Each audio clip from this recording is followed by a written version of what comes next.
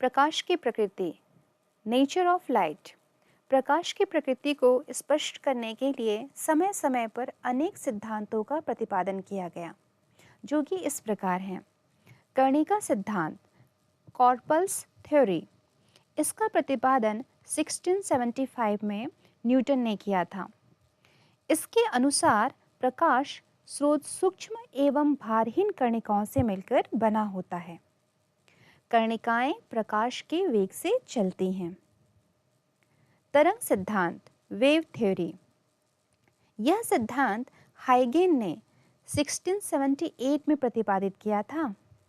इसके अनुसार प्रकाश तरंगों के रूप में प्रसारित होता है। तरंगों की आवृत्ति एवं तरंगदैर्घ्य में भिन्नता पाई जाती है। प्रकाश की तीव्रता I तरंग के आयाम A के वर्ग के अनुक्रमानुपाती होता है। I अनुक्रमानुपाती A²। तरंगों का प्रसारण एक काल्पनिक माध्यम ईथर में संपन्न होता है। तरंग सिद्धांत के द्वारा व्यतिकरण व विवर्तन की व्याख्या की जा सकती है। आइए देखें तरंग सिद्धांत में क्या कमियां थी। इसके अनुसार कॉम्पटन प्रभाव, रमन प्रभाव एवं प्रकाश विद्युत प्रभाव की व्याख्या संभव नहीं है।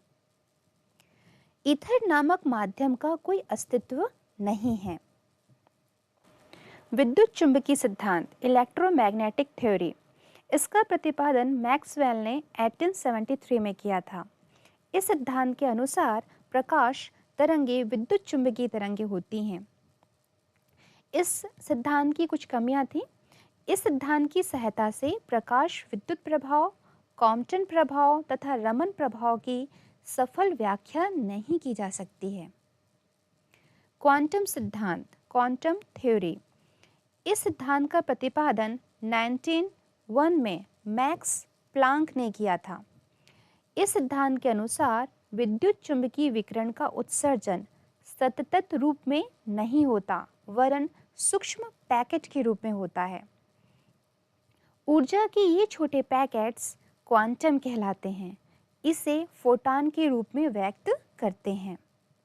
प्रत्येक फोटॉन की ऊर्जा E=hν के तुल्य होती है, जहां h एक प्लांक नियतांक है, जिसे प्लांक कांस्टेंट भी कहते हैं। इसका मान 6.63 × 10⁻⁻7 अर्ग सेकेंड होता है। प्लांक सिद्धांत द्वारा प्रकाश विद्युत प्रभाव एवं कॉम्पटन प्रभाव की व्याख्या करना संभव है। इस सिद्धांत में भी कुछ कमियां हैं। इस सिद्धांत के द्वारा व्यतिकरण, विवर्तन, ध्रुवण आदि की व्याख्या नहीं की जा सकती है। प्रकाश की द्वैत प्रकृति का सिद्धांत, the holistic nature of light theory. इस सिद्धांत का प्रतिपादन डी ब्रॉगली ने 1924 में किया था।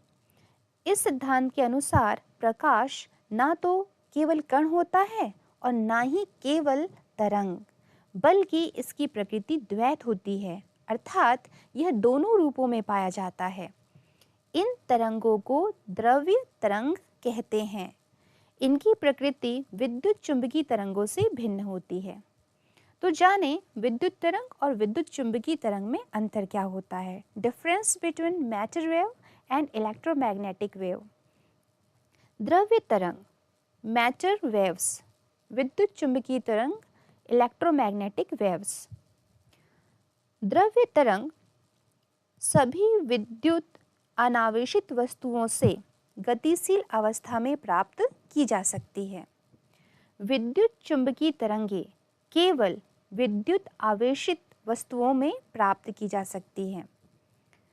द्रव्य तरंगे स्रोत को नहीं छोड़ती हैं। विद्युत चुंबकीय तरंगे स्रोत को छोड़कर किसी भी माध्यम या निर्वात में जा सकती है। द्रव्य तरंग का वेग कुछ भी हो सकता है। विद्युत चुंबकीय तरंगों का वेग नियत होता है। यह प्रकाश के वेग के तुल्य 3 × 10⁻⁻⁻ मीटर प्रति सेकंड होता है। द्रव्य तरंग का तरंगदैर्घ्य λ=h/mv होता है और विद्युत चुंबकीय तरंग का तरंगदैर्घ्य λ = c/v होता है।